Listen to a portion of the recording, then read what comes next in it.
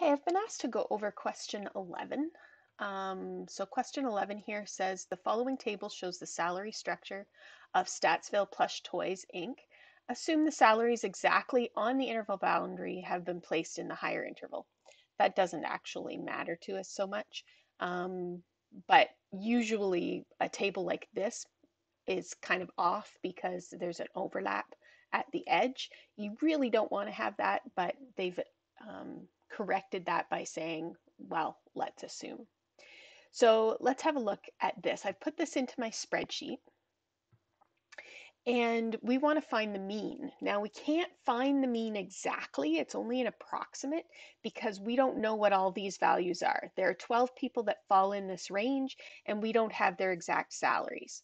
So what we have to do instead is just assume that they all average out to be about the middle of the salary range. So here we're going to put in the mid-range, which between 20 and 30 is 25. So you just do 20 plus 30 divided by 2. So 25, and that's, whoops, where'd my, there we go. So we put in the 25 there. And it's just going to go up by 5 because the salary ranges are up, are in intervals of 10. So on the next one, I'm going to just do equals 10 plus the one that came before it.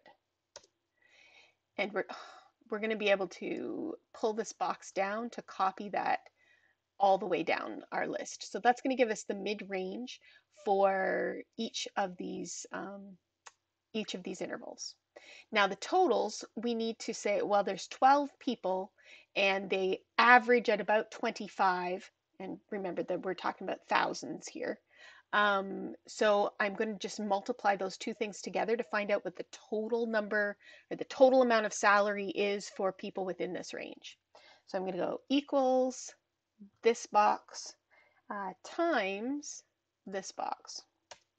And again, we're going to be able to fill it all the way down. It's even suggesting that our autofill, I'm going to accept that so that it filled it all the way down for us. Now we need a couple other things here. I need to know some sums. So I'm going to put the sum in there just to tell me what I'm calculating. So this is going to be for my sum. So I'm going to add up here and I'm going to add up here. So this is going to equal the sum of that. And that tells me that there's exactly 100 employees. And now when I add up this total, this is going to give me a sum of all of the salaries in the company. So equals the sum of that. And of course, it's an approximation because we don't know exactly what everybody made. So now if I want to take a mean, what I need to do is take, and remember, mean is just an average. So I'm going to take the total amount that they pay out in salaries, which this one would be 4,530,000 would be that total number split amongst 100 people. So we're going to do equals this divided by this.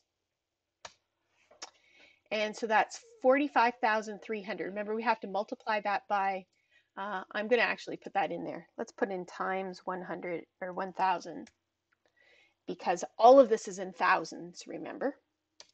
And so there's the mean salary, 45,300. Now, that is part A, determine the approximate mean salary for an employee in this firm. Determine the approximate median salary. Okay, so the median is the middle. So there's 100 people at this firm. So the middle will be the 50th person. So what we have to do is just, and again, we don't know exactly what his salary is going to be. We just have to know what range it goes into. So we have to start adding these up. So 12 plus 24 is 36. And then once I add in 32, now I'm past the 50 people. So that means that my 50th person must have fallen in this range. So the median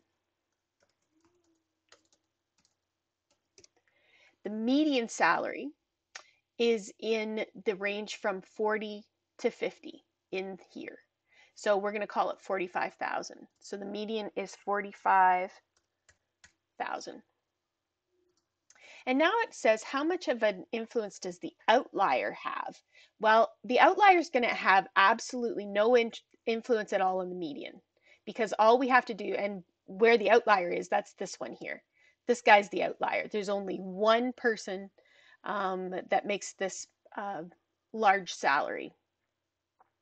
So if we take that outlier out, now we're looking at the 49th and a half person to get the median, which is still going to put us in this interval. So the median salary isn't going to change at all. Let's do a quick calculation of what the mean salary is going to be, though. So we're going to put mean, no outlier.